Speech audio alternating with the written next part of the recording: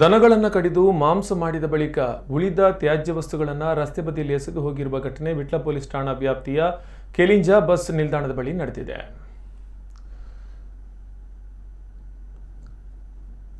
ಕಲ್ಲಡ್ಕ ವಿಟ್ಲ ರಸ್ತೆಯ ಮಧ್ಯಭಾಗದ ಕಿಲಿಂಜ ಎಂಬಲ್ಲಿ ಬಸ್ ನಿಲ್ದಾಣದ ಬಳಿ ರಸ್ತೆಯ ಬದಿಯಲ್ಲಿ ದನದ ಬೇರೆ ಬೇರೆ ಭಾಗವನ್ನು ಎಸೆದು ಹೋದ ಘಟನೆ ನಡೆದಿದ್ದು, ಇದನ್ನು ನೋಡಿದ ಸ್ಥಳೀಯರು ಗ್ರಾಮ ಪಂಚಾಯತ್ ಸದಸ್ಯರಿಗೆ ಮಾಹಿತಿ ನೀಡಿದ್ದಾರೆ.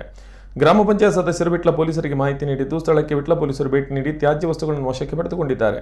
ಮೇಲ್ನೋಟಕ್ಕೆ ದನದ ಕೈ, ಕಾಲು, ಚರ್ಮ, ಹಲ್ಲು, ತಲೆಯ ಭಾಗದಂತೆ ಕಂಡು ಬಂದಿದ್ದು, ಹೆಚ್ಚಿನ ಮಾಹಿತಿಯನ್ನು ತನಿಖೆಯ ಬಳಿಕ ಪೊಲೀಸರು ತಿಳಿಸಬೇಕಾಗಿದೆ.